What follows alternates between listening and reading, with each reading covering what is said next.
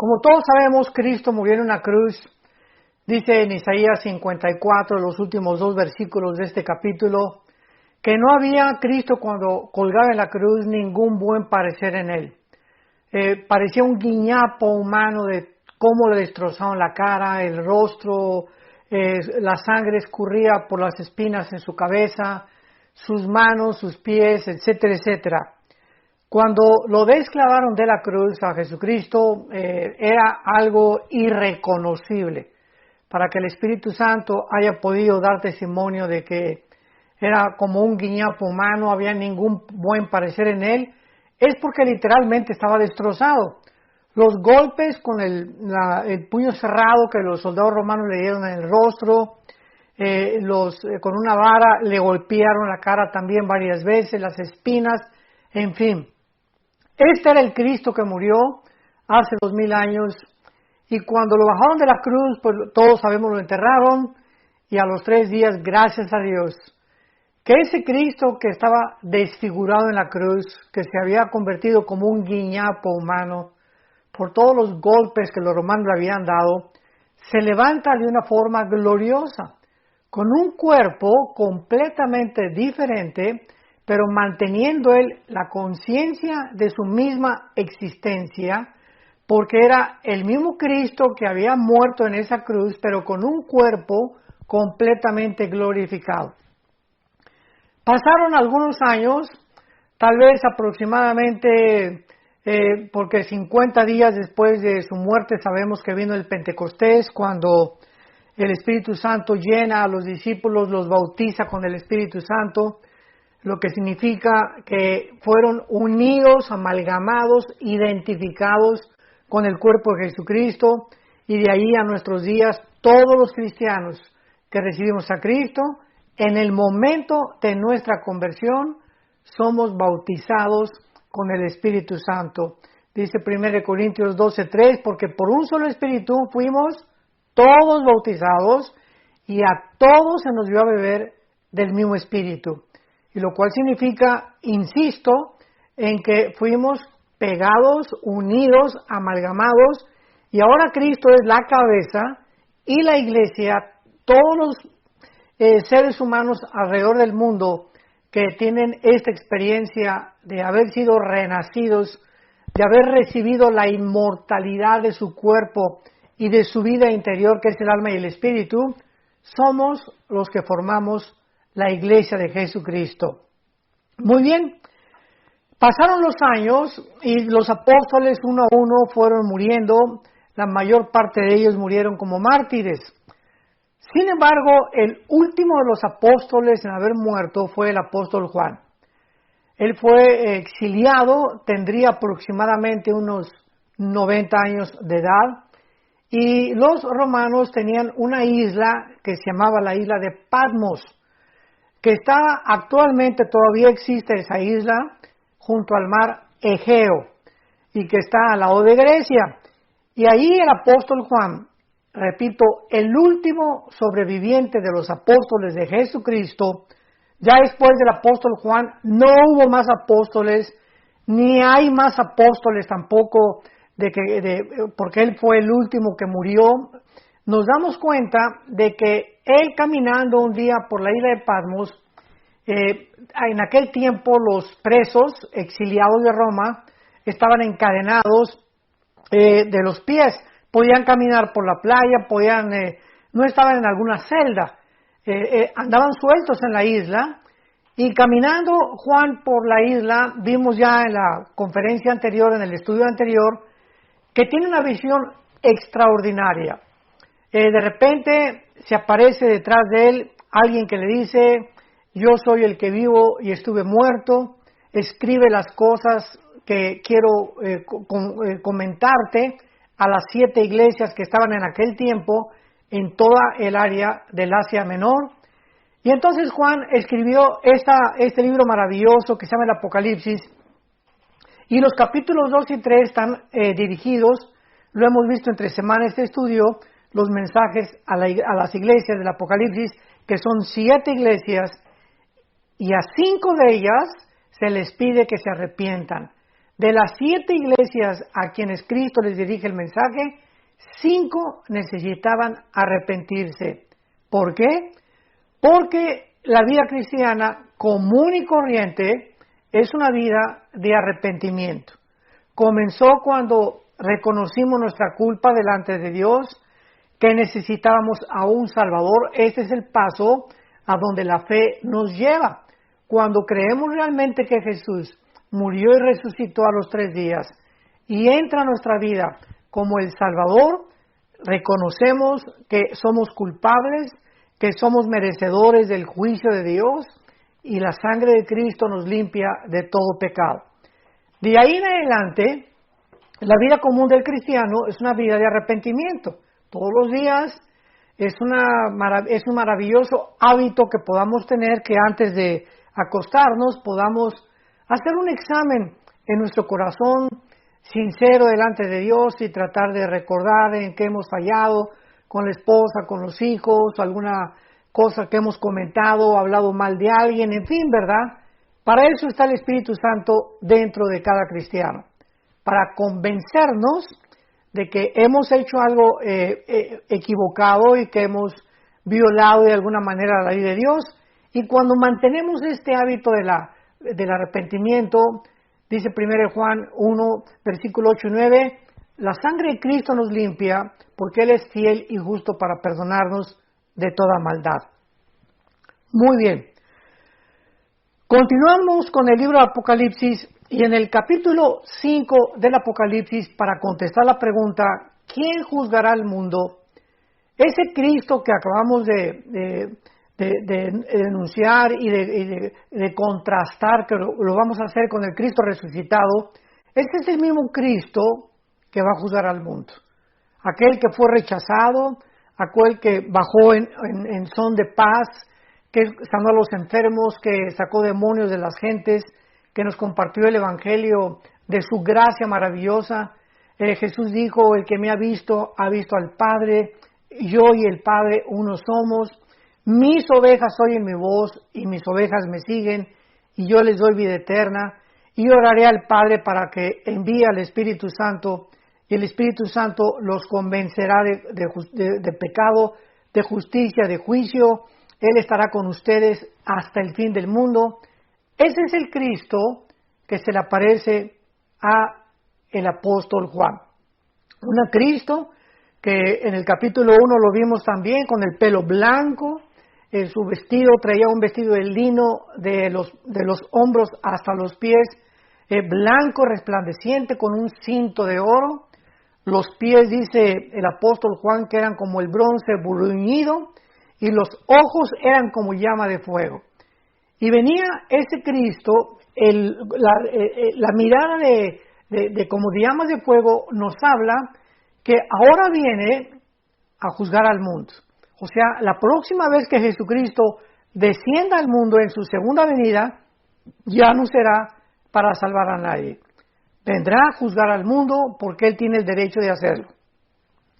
Y en el capítulo 5 encontramos una historia maravillosa, una revelación muy profunda que le pido al Espíritu Santo que nos ayude para que podamos comunicárselas a ustedes, porque es maravilloso lo que la Biblia esconde en el libro del Apocalipsis.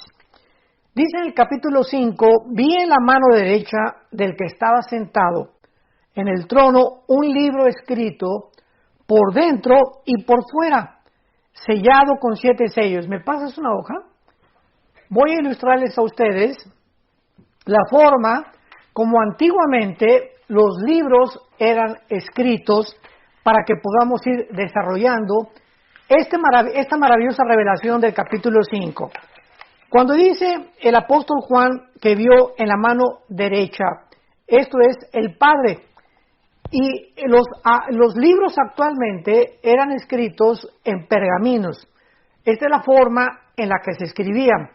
Entonces el pergamino se doblaba y se ponían sellos. Por ejemplo, si yo le mandaba un mensaje y yo era un centurión romano y se lo mandaba al César, cada quien traía su sello de identificación. Entonces yo le ponía cera y con mi anillo el César recibía el documento y podía constatar que el centurión, le estaba enviando, le garantizaba que lo que contenía este pergamino era y provenía de mi mano. Entonces, cuando Juan dice que Dios tenía un libro en sus manos, y a continuación dice que estaba escrito por afuera y por dentro, un ángel sale, para resumir y no leería todo esto, preguntando en el universo, ¿quién es digno de abrir este libro que el Padre tenía en su mano derecha? ¿Quién es digno de abrir el libro y quitarle los 7 sellos? 1, 2, 3, 4, 5, 6, 7. Tenía 7 sellos, no tenía uno solo. Tenía 7 sellos para que pudiera abrir este libro. Y este libro contenía dentro de los 7 sellos todos los juicios que la Biblia nos revela en el libro del Apocalipsis. Aquí estaban en este libro los juicios de Dios, que son los 7 sellos, las 7 trompetas y las 7 copas. 7 por 3, 21, 21 juicios contenía este libro. Pero, ¿quién se podría atrever a juzgar el mundo? Pues dice la Biblia que nadie contestó a la pregunta del ángel. No había ni siquiera los querubines que representan la santidad de Dios, ni los serafines que están, dice en Isaías 6, arriba del trono, día y noche diciendo santo, santo, santo, ni tampoco en el planeta Tierra, ni Abraham, ni Isaac, ni Jacob, ningún papa, ningún cura, ningún pastor, ningún santo, ni la Madre Teresa. No había nadie en el universo que pudiera abrir los sellos de este libro. Y cuando el apóstol Juan escucha que no había nadie que pudiera abrir este libro, dice la Biblia en el versículo 3, ninguno ni en el cielo ni en la tierra, ni debajo de la tierra, podía abrir el libro, ni siquiera atreverse a mirarlo. Y lloraba yo mucho, escribe el apóstol Juan, porque no se había hallado a ninguno digno de abrir el libro, ni de leerlo, ni de mirarlo. Juan en ese momento no podía entender por qué en todo el universo nadie podía contestar la pregunta del ángel. Entonces, sabemos que en el capítulo 4, Juan ve el trono de Dios, es una de las visiones del trono de Dios más maravillosas que existen, rodeado del trono de Dios, con 12 tronos, que son tal vez los 24 apóstoles, los 24 ancianos del Antiguo Testamento y 24 ancianos del Nuevo Testamento que posiblemente representan la Iglesia y el Antiguo Testamento, las tribus de Israel, rodeando el trono de Dios, en total 24 ancianos alrededor del trono de Dios. Y arriba del trono de Dios, dice el capítulo 4 de Apocalipsis, había como un arco iris. Recordemos que el arco iris por primera vez aparece en la Biblia en Génesis 9, que simboliza el pacto de Dios con Noé, cuando Dios le promete a Noé que no volvería después del diluvio a destruir el mundo con agua. Entonces, la próxima vez del juicio de Dios, la forma en la que Dios va a juzgar al mundo de una forma usando los fenómenos de la naturaleza, ya no va a ser por inundación, como lo fue en tiempos de Noé, ahora será por el fuego.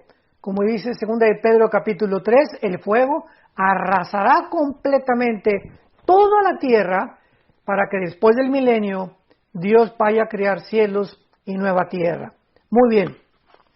Regresamos entonces a nuestro libro. Entonces no había nadie que pudiera abrir este libro. Y entonces Juan, dice el versículo 5, que uno de los ancianos, o sea, uno de los criaturas misteriosas que ahí están alrededor del trono de Dios y que se le llama ancianos, esta palabra ancianos en el griego es la palabra presbúteros. Y como en el Nuevo Testamento se usa únicamente para los líderes de la iglesia. Cuando el apóstol Pablo en el libro de los Hechos viajó por toda el Asia estableciendo iglesias, dice la Biblia que él establecía presbúteros. De ahí viene la palabra presbiteriano, o sea, establecía ancianos. Y esta palabra anciano no significa anciano de edad o escribiendo una edad cronológica, sino implica liderazgo. O sea, cuando Pablo establecía líderes en las iglesias, les llama el Espíritu Santo ancianos. Entonces, uno de estos líderes que estaban junto al trono de Dios se acerca a Juan y le dice: no llores. He aquí el león de la tribu de Judá, la raíz de David, ha vencido para abrir el libro y desatar sus 7 sellos. Veamos los títulos que el apóstol Juan recibe de la persona de Jesucristo. El anciano le llama el león de la tribu de Judá. ¿De dónde viene este título de Jesucristo, que es con lo que primero se introduce a Cristo aquí por uno de los ancianos antes de que Cristo abra el libro con los sellos?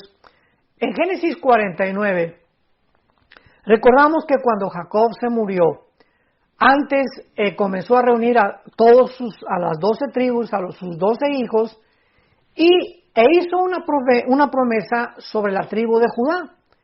La palabra Judá es interesante, significa alabanza. O sea, la tribu de donde la alabanza a Dios vendría, porque de ahí saldría el Mesías prometido. Y la promesa es de que había un león que surgiría de esa tribu. O sea, por eso Juan termina el libro en el Apocalipsis mencionando a Cristo como león de la tribu de Judá.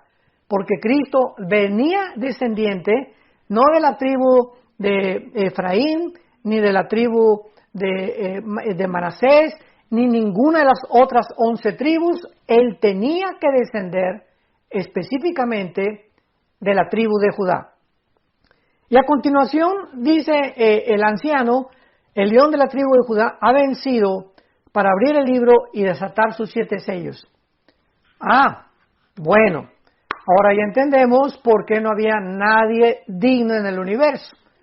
Porque la persona que abriera los 7 sellos, a quien Dios le pudiera realmente responsabilizar, darle el privilegio de juzgar al mundo, sería la persona que hubiera vencido el pecado.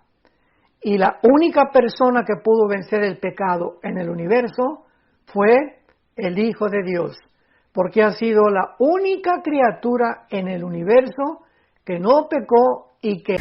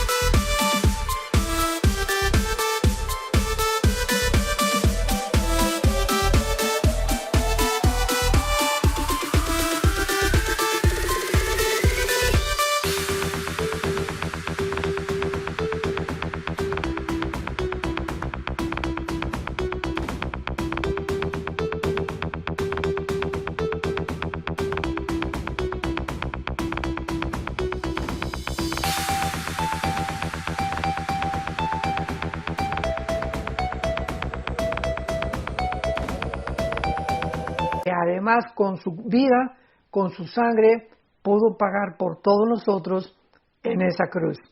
Esta es la razón por la cual en la cruz del Calvario no podía morir un ángel. Hubiéramos dicho, bueno, ¿por qué no mandó Dios a morir al arcángel Miguel? ¿Por qué tenía que ser el Hijo de Dios? ¿Por qué no mandó Dios y nos dijo, bueno, pórtense bien y miren, sigan cada quien su religión y nos vemos todos en el cielo? Como equivocadamente y heréticamente, le podría yo decir, se enseña que cualquier religión puede llevar a Dios. De ninguna manera la Biblia nos dice que el único camino, la única verdad, la única persona en todo el universo que nos puede comunicar con Dios y que puede a través de su vida realmente llevarnos a Dios, fue la persona de su Hijo Jesucristo. Así que ahora sabemos por qué era el único digno, porque Él venció para abrir el libro y desatar los sellos.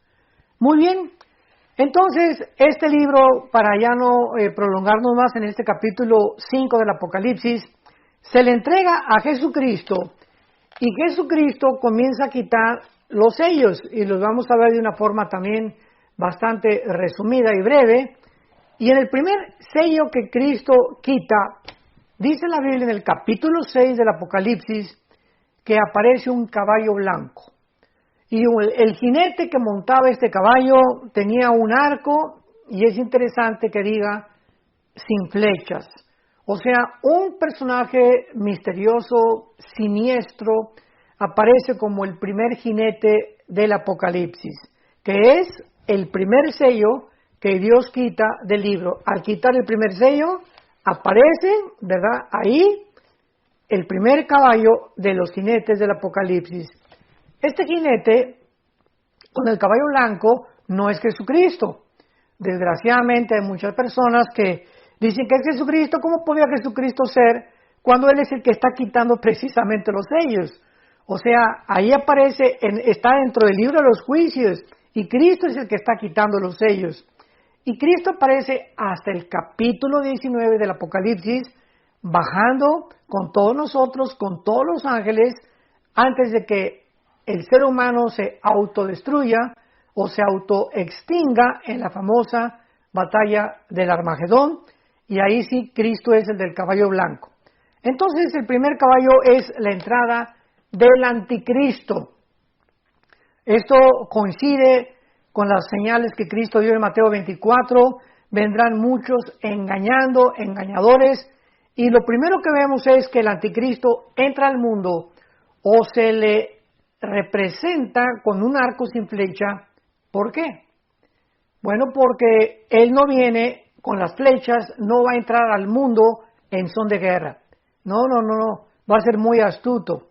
Cuando el anticristo aparezca, que es el primer caballo, el primer sello del Apocalipsis, él viene en son de paz, en una peace and love. Viene, ¿verdad?, a decirnos, bueno, es que voy a arreglar los asuntos, va a arreglar los asuntos de las pandemias, estamos seguros, la economía que va a estar completamente en la calle o hundida en aquel tiempo, los problemas religiosos, él va a solucionar la mayor parte de los problemas que actualmente la humanidad está enfrentando, por lo cual los gobiernos están esperando a este Salvador, le entregarán al anticristo inmediatamente el control. Así que él entra al mundo como el primer caballo del Apocalipsis. Ya que Cristo quita el primer sello, dice el capítulo 6 del Apocalipsis, versículo 3, cuando abrió el segundo sello, vi al segundo ser viviente que decía, ven y mira.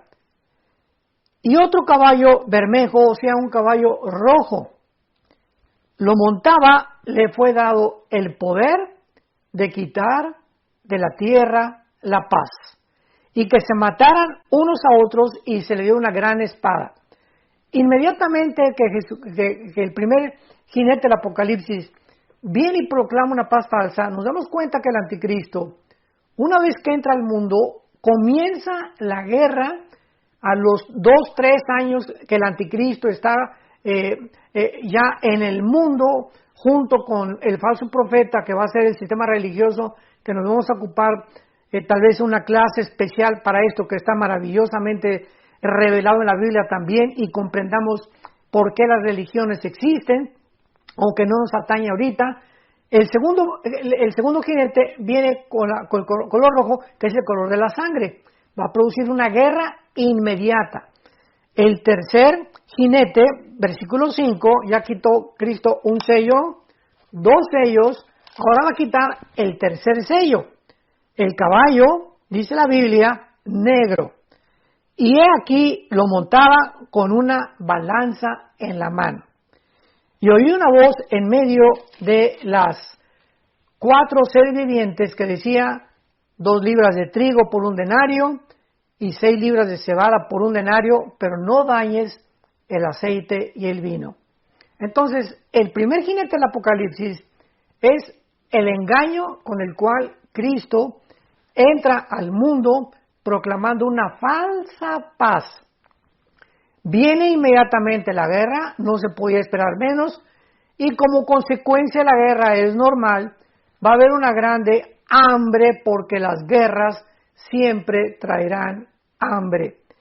Y se describe el hambre con estos términos: 2 libras de trigo por 1 denario. Un denario era el sueldo mínimo que percibían los romanos hace aproximadamente 2000 años.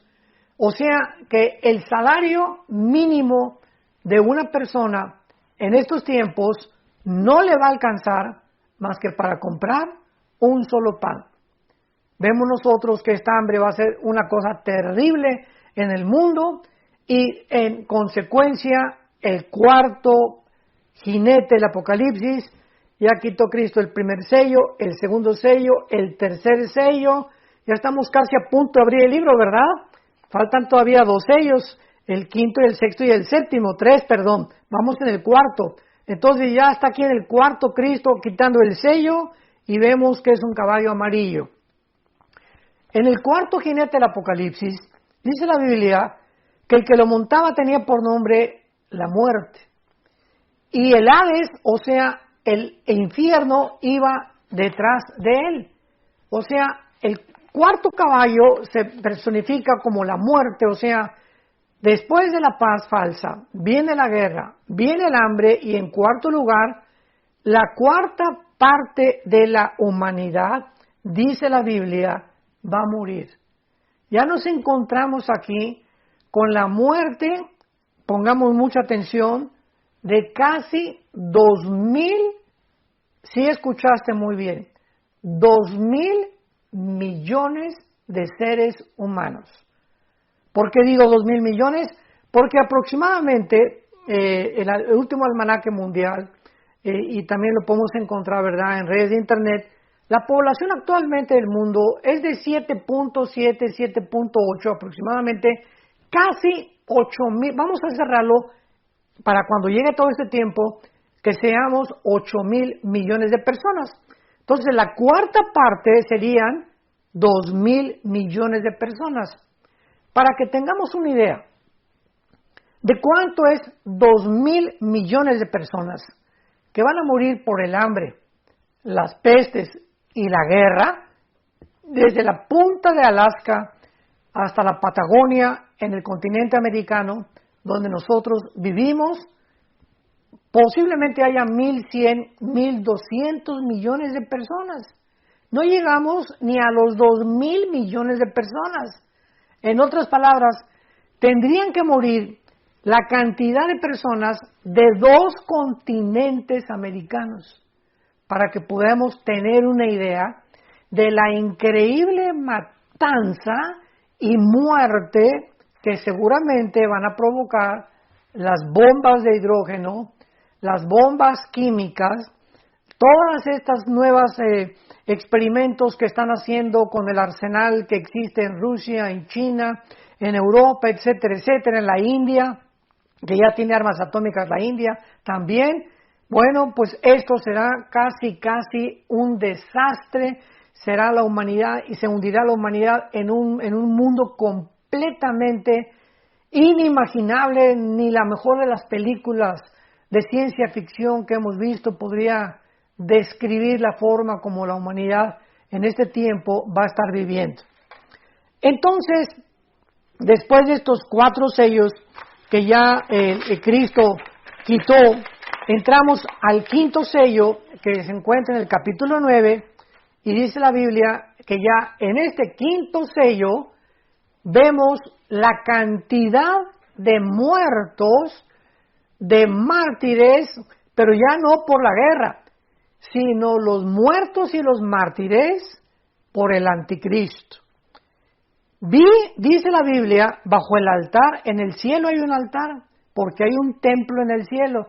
Recordemos que el tabernáculo, el templo físico en el Antiguo Testamento, que Dios le dio a Moisés para que edificara y levantara y construyera en el desierto, era la copia de los planos que Dios le dio del templo en el cielo. O sea, todo lo que está aquí es un reflejo de lo que está en el cielo. El cielo refleja aquí en la tierra lo que está allá arriba, porque las cosas que no son más reales que las que son. Hebreos 11, versículo 2 y 3.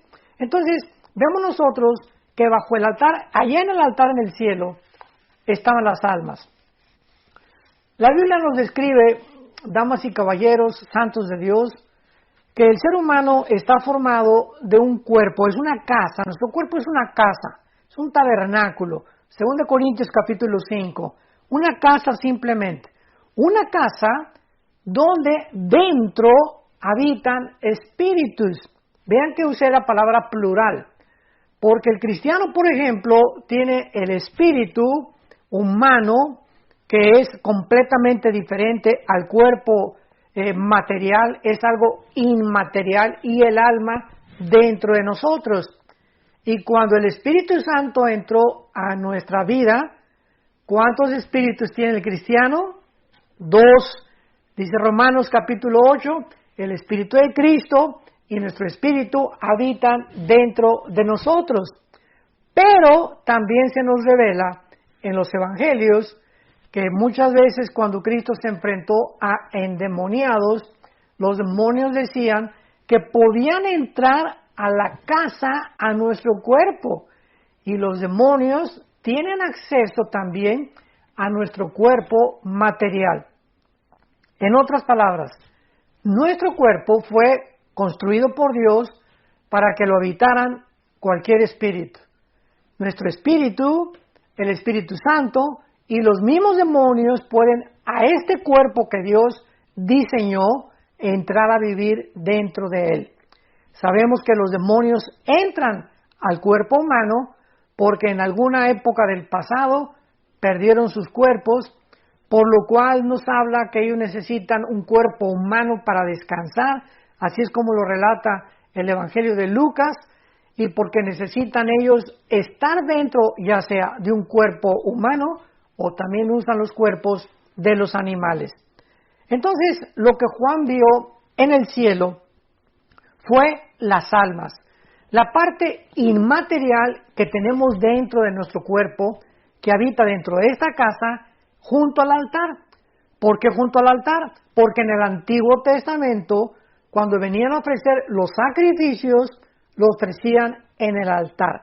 Entonces, aquí ya en el Nuevo Testamento, la vida de estos mártires fue el sacrificio que ellos hicieron al no dejarse marcar con la marca del 666 del anticristo, y Juan los ve en el altar como una ofrenda a Dios. Ahí estaban las almas de los mártires. Y lo más interesante para terminar es que estos mártires no estaban inconscientes, no estaban dormidos tampoco. Es importante la doctrina de la inmortalidad del alma, porque la inmortalidad, la palabra inmortalidad viene de la palabra atanasios o atanasia. A es el prefijo que significa sin o no. Ateo, sin Dios. Atanasios, sin muerte o no muerte. Entonces la palabra inmortal significa no sujeto a la muerte. Y la recibimos cuando Cristo entra a nuestra vida. El que crea en mí, Juan 5:24, ha pasado de la muerte a la vida. Tú recibes a Cristo y entras a la inmortalidad. con la promesa de que tu vida interior, el alma y tu espíritu, jamás van a volver a separarse de Dios. Y la promesa de que tu cuerpo y mi cuerpo, cuando muramos, entraremos con un cuerpo muerto que tampoco volverá a morir. Pero estos mártires que Juan ve en el cielo, pues no tenían cuerpo. Bueno, el cuerpo como el que tú y yo tenemos, ¿verdad? Porque nos damos cuenta que murieron durante la tribulación y el rapto fue antes, que es la primera resurrección, cuando nosotros somos arrebatados y va a haber en el milenio una resurrección, a la segunda venida la resurrección de los muertos del Antiguo Testamento, en fin, después hablaremos de las resurrecciones. Pero estas almas estaban allá en el cielo y es importante que veamos que dice la Biblia que se podían comunicar con Dios. Le estaban preguntando a Dios, ¿hasta cuándo, Señor, no juzgas y vengas nuestra sangre? Tenían contacto con Dios, podían ver a Dios y comunicarse con Dios. Y esta es la promesa que se nos hace, la existencia continua después de nuestra muerte para que podamos vivir eternamente con Dios. Nos vemos la próxima semana para que podamos continuar con este maravilloso estudio del Apocalipsis de una forma panorámica, pero sin embargo interesante. Que Dios los bendiga y que tengan mucha paz.